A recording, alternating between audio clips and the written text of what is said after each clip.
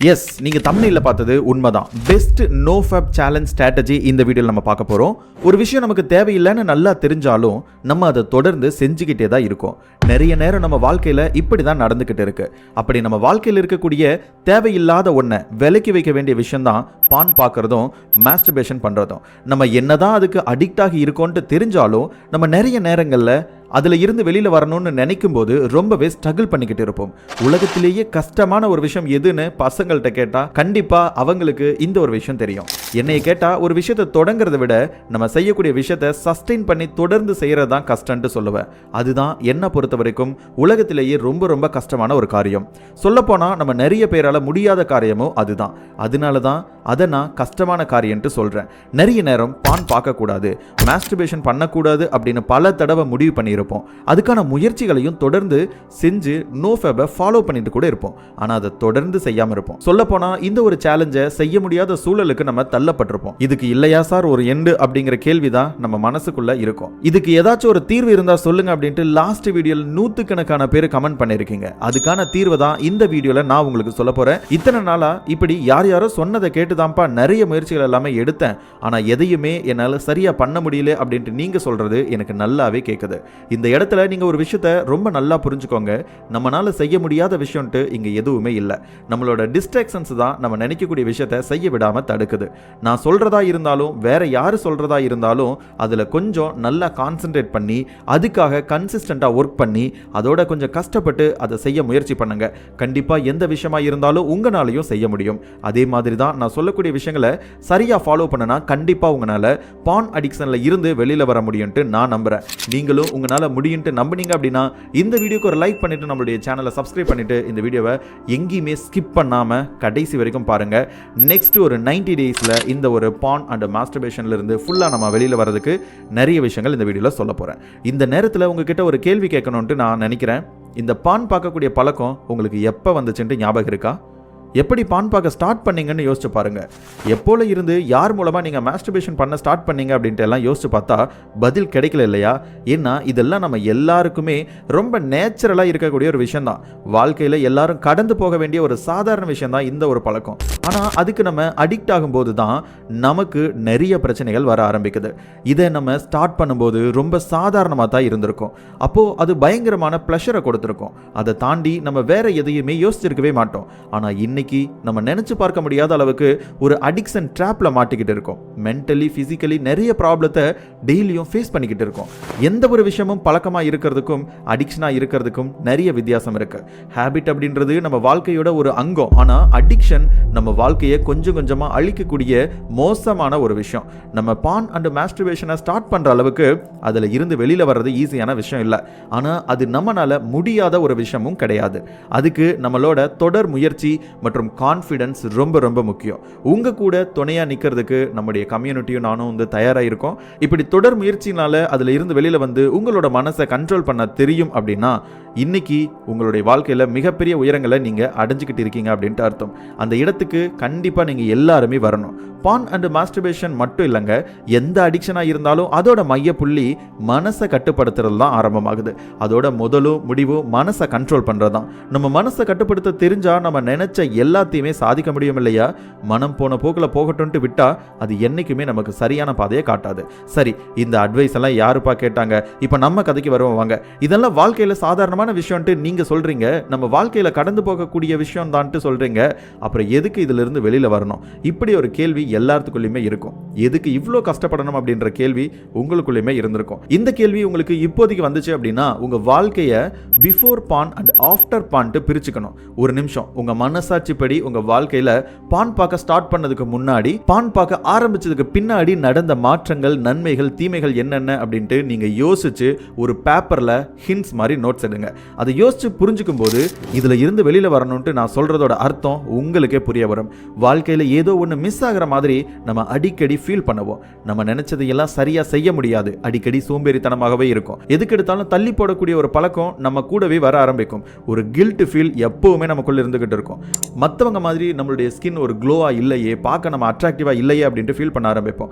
முடி கொட்ட ஆரம்பிக்கும், கண்ணை சுற்றி கருவளை வர ஆரம்பிக்கும், ரொம்ப லீனா மாறக்கூட ஆரம்பிப்போம். இதெல்லாம் நிச்சயமா ஆஃப்டர் பான் ஸ்டேஜில் உங்களுடைய வாழ்க்கையில் நடந்திருக்குன்ட்டு நான் உறுதியாக சொல்லுவேன். இந்த பான் அடிக்ஷனில் இருந்து நம்ம வெளியில் வர்றதன் மூலமாக நம்ம இழந்த வாழ்க்கையை மீட்டு திரும்ப கொண்டு வர முடியும். ஒரு விஷயத்தில் தொடக்கம் இருந்தால் கண்டிப்பாக முடிவும் இருக்கணும் இல்லையா? நம்மளோட பான் அடிக்ஷனுக்கும் ஒரு முடிவு கண்டிப்பாக கூடிய விரைவில் இருக்க போகுது. அதுதான் நமக்கும் நல்லது. இப்போவே நீங்கள் நோஃபேப் சேலஞ்சை அக்செப்ட் பண்ணிக்கிட்டு அதுக்கான முயற்சிகளை தொடங்குறதுக்கு தயாராக இருங்க. அப்படி இருக்கீங்க அப்படின்னா ஐ எம் ரெடி அப்படின்ட்டு கமெண்ட்டில் சொல்லுங்கள். நோஃபேப் சேலஞ்ச் 90 டேஸுக்கான ரோட் மேப்பை பிளானை நான் உங்களுக்கு நெக்ஸ்ட் வீடியோவில் கொடுக்குறேன். நான் சொல்ல போகிற விஷயத்தை ரொம்பவே கவனமாக கேளுங்க. அதை ஸ்டெப் பை ஸ்டெப்பாக ஃபாலோ பண்ணுங்க. கண்டிப்பாக நல்ல ரிசல்ட் சீக்கிரமே கிடைக்கும். என்னையை பொறுத்த வரைக்கும் பெஸ்ட் நோஃபேப் ஸ்ட்ராட்டஜி அப்படின்றது வெறும் ஒரு விஷயத்தை எடுத்து சேலஞ்ச் பண்ணுறது மட்டும் இல்லை, நம்ம லைஃப் ஸ்டைலை அதுக்கு தகுந்த மாதிரி மொத்தமாக மாற்றிக்கிறது தான் இருக்குது. ஒரு கேமில் நீங்கள் ஜெயிக்கணும் அப்படின்னா என்ன பண்ணுவீங்க? உங்கள் ஆப்போனண்ட்டோட பலம் மற்றும் பலவீனம் என்னன்ட்டு தெரிஞ்சுக்குவீங்க இல்லையா? எந்த ஒரு விஷயம் அவங்களுக்கு பலமாக இருக்கோ அதை வச்சு அவங்கள அட்டாக் பண்ணணும் அப்படின்ட்டு ட்ரை பண்ணுவீங்க. அதையே தான் இங்கேயும் நான் சொல்கிறேன். உங்களோட ட்ரிகரிங் பாயிண்ட், அதாவது எதெல்லாம் உங்களை பான் பார்க்க தூண்டுது, இதெல்லாம் உங்களை புஷ் பண்ணதோ அந்த விஷயங்கள் என்னன்ட்டு முதல்ல ஒரு பென் எடுத்து பேப்பரில் எழுதுங்க. அது இன்ஸ்டாகிராமாக இருக்கலாம், உங்களுடைய ஃப்ரெண்டாக இருக்கலாம், நீங்கள் பார்க்கக்கூடிய ஏதாச்சும் டிவி ஷோஸ், மொபைல் வீடியோஸாக கூட இருக்கலாம். அது எந்த விஷயமா இருந்தாலும் அதை உங்களை விட்டு தூரமாக ஒதுக்கி வைக்கிறதுக்கான முயற்சிகளை ஆரம்பிக்கணும். இது ஒரு பக்கம் இருந்தாலும் நம்மளை சில விஷயங்கள் தொடர்ந்து டெம்ப்ட் பண்ணிக்கிட்டே இருக்கும். அதாவது நம்ம வேலையை பார்த்துட்டு இருக்கும்போது இப்போ பான் பார்க்கலாமே அப்படின்ட்டு ஒரு டெம்ப்டேஷன் நமக்குள்ள ஆரம்பமாகும். அப்போ நமக்கு அதை ஒதுக்கி ஓரமாக வைக்க தெரியணும். அதுக்கு நம்மளை நல்லாவே நம்ம தயார்படுத்திக்கணும். சிம்பிளாக சொல்லணும் அப்படின்னா மைண்டை கண்ட்ரோல் பண்ண கற்றுக்கணும். நம்ம ஒரு பழக்கத்தை விட்டுட்டு மொத்தமாக வெளியே வரணும் அப்படின்னா அந்த இடத்த வேற ஒரு விஷயத்தை வச்சு ரீப்ளேஸ் பண்ணி ஆகணும் இல்லையா? ஸோ இங்கே தான் உங்களுக்கு பாசிவ் இன்கம் அப்படிங்கிற இன்னொரு விஷயத்தையும் நான் வந்து இன்ட்ரடியூஸ் பண்ணுறேன். இந்த பான் பார்த்துட்டு மாஸ்டர்பேட் பண்ணிட்டு இருக்கக்கூடிய நம்ம எல்லாருமே நிறைய மணி ஏர்ன் பண்ணக்கூடியது அண்ட் உங்களை இந்த சொசைட்டியில் ஒரு எல்லாத்துக்கும் தெரிஞ்ச ஒரு முகமாக மாற்றக்கூடிய ஒரு ஆப்பர்ச்சுனிட்டியிலிருந்து நீங்கள் விலகி நிற்கிறீங்க. நீங்கள் ஏன் உங்களுக்கு தெரிஞ்ச விஷயத்த ஒரு யூடியூப் சேனலில் ஒரு வீடியோ போடக்கூடாது? நீங்கள் இந்த மாதிரி ஒரு நல்ல ஒரு கரியர், ஒரு சைடு பாசிவ் இன்கம் எடுத்துகிட்டு வரீங்க அப்படின்னா உங்களுக்கு இங்கே உங்களுடைய ஃபேமும் அதிகமாகும், மணியும் மேக் பண்ண முடியும், பாசிவ் இன்கம் ஏர்ன் பண்ண முடியும். கூடவே நம்மளை துரத்திக்கிட்டே வந்துட்டு இருக்கக்கூடிய இந்த எவில் ஹேபிட்லேருந்து நம்மளால வெளியில் வர முடியும். கரெக்டாக நம்ம மனசை ஏதோ ஒரு விஷயத்தில் திரும்பவும் முழுமையாக ஈடுபடுத்திக்கணும். அதுபடி உங்களுடைய மனசை ஃபுல்லாக நீங்கள் டிஸ்ட்ராக்ட் பண்ணி ஒரு சரியான ஒரு பாசிவ் இன்கம் கிரியேட் பண்ணுறதுக்காக யூடியூப் சேனல் ஸ்டார்ட் பண்ணணும் அப்படின்ட்டு விருப்பப்படுறீங்க அப்படின்னா எனக்கு இப்போ ஸ்க்ரீனில் தெரியக்கூடிய இந்த நம்பருக்கு யூடியூப் 2025 அப்படின்ற ஒரு கோடை மட்டும் அனுப்புங்க. நான் ஹெல்ப் பண்ணுறேன். என்னுடைய கம்யூனிட்டியில் லாஸ்ட் 1 year 1.5 இயர்ஸில் 150க்கும் மேற்பட்ட சேனல்கள் மானிட்டைஸ் பண்ணியிருக்கோம். 1 கோடிக்கு மேலே என்னுடைய ஸ்டூடெண்ட்ஸ் வந்து மணி மேக் பண்ணியிருக்காங்க. ஸோ இந்த ஒரு ஜேர்னியை நீங்கள் ஸ்டார்ட் பண்ணுங்க. நான் உங்களுக்கு ஹெல்ப் பண்ணுறேன். அதுக்கு நீங்கள் எனக்கு வாட்ஸ்அப் பண்ணுங்க. அதே மாதிரி நம்மளுடைய நோஃபேப் ஸ்ட்ராட்டஜியை தொடர்ந்து கொண்டுட்டு போக இன்னும் நிறைய விஷயங்கள் பண்ணணும். மனசை கண்ட்ரோல் பண்ணுறது முக்கியம்ட்டு ஆரம்பத்திலே சொன்னேன் இல்லையா? இப்போ அதையே கொஞ்சம் மாற்றி வேற விதமாக சொல்கிறேன். மனசை கட்டுப்படுத்த தெரிஞ்ச மாதிரி நம்மளோட மனநிலையை, அதாவது மைண்ட் செட்டை சேஞ்ச் பண்ணவும் நமக்கு தெரியணும். நோஃபேப்பை ஃபாலோ பண்ணக்கூடிய நிறைய பேர் திரும்ப மாஸ்டர்பேஷன் பண்ணக்கூடாது, பான் பார்க்கவே கூடாது அப்படின்ட்டு திரும்ப திரும்ப நினச்சிக்கிட்டே இருப்பாங்க, அந்த குரங்கு கதை மாதிரி. அதுவே நமக்கு ஒரு வகையான உந்து சக்தியையும் நிறைய நேரங்களில் மாறிடுது. இதுக்கு பதிலாக நீங்கள் உங்கள் வேலைகளில் மட்டும் கவனம் செலுத்துங்க. உங்கள் மனசை கண்ட்ரோல் பண்ண முடிஞ்சா நீங்கள் எதுக்குமே பயப்படவே தேவையில்லை. நம்ம எந்த விஷயத்தை தொடர்ந்து நினைக்கிறோமோ அதை செய்யறதுக்கு தான் நம்ம எப்பவுமே தயாராக இருப்போம். அதனால பான் பார்க்கறத ஸ்டாப் பண்ணுறதுக்கு அப்புறம் உங்கள் மனநிலை சரியாக வச்சுக்கோங்க. அதே மாதிரி mobile and social media usage டைமை முடிஞ்ச அளவுக்கு ரெடியூஸ் பண்ணிக்கோங்க. நான் முன்னாடியே சொன்னேன், நமக்கான ட்ரிகரிங் பாயிண்ட்ஸ் இங்கே தான் அதிகமாக இருக்குது அப்படின்ட்டு. உங்கள் வாழ்க்கைக்கு தேவையான லாங் டேர்ம் கோல்ஸை செட் பண்ணிக்கிட்டு அதுக்காக ஒர்க் பண்ண ஸ்டார்ட் பண்ணுங்கள். பிஸ்னஸ், கரியர், ரிலேஷன்ஷிப், ஃபிட்னஸ், இப்படி எதுவாக இருந்தாலும் உங்களோட லாங் டேர்ம் கோலுக்கு நீங்கள் ஒர்க் பண்ணுறதுக்கு தயாராக இருக்கணும். இப்படி இந்த விஷயத்துக்காக தொடர்ந்து நீங்கள் ஒர்க் பண்ணும்போது உங்கள் மனசு அதில் மட்டும்தான் கவனம் செலுத்தும். இது உங்களுக்கு இருக்கக்கூடிய டிஸ்ட்ராக்ஷன்ஸை குறைச்சிக்கிறதுக்கு உதவியாக இருக்கும். அதே மாதிரி நீங்கள் அடைய நினைக்கக்கூடிய உங்களுடைய கோல் தான் உங்கள் வாழ்க்கையோட பர்பஸே. ஸோ அது எந்த அளவுக்கு உங்களுக்கு முக்கியமானது, ஏன் அதை நீங்கள் அடையணும் அப்படின்ட்டு எப்போவும் உங்கள் மைண்டுக்குள்ளே சொல்லி பார்த்துக்கிட்டே இருங்க.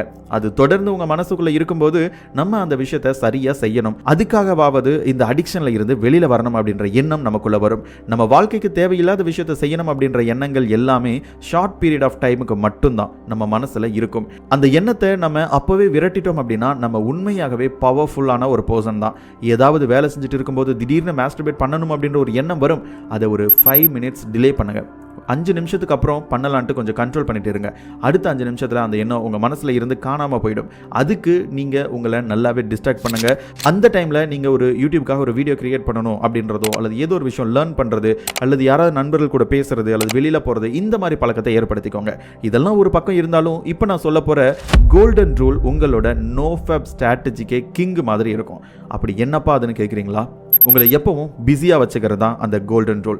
நான் மேலே சொன்ன எல்லா விஷயத்தையும் நீங்கள் செஞ்சாலும் உங்களை பிஸியாக வச்சுக்கவும் உங்கள் மனசை கண்ட்ரோல் பண்ணவும் நீங்கள் தவறிட்டீங்க அப்படின்னா நான் மேலே சொன்ன எந்த விஷயமே உங்களுக்கு பலன் தராமல் கூட போகலாம். ஸோ இந்த விஷயத்தை எப்பவும் மறக்காமல் சரியாக ஃபாலோ பண்ணுங்கள்.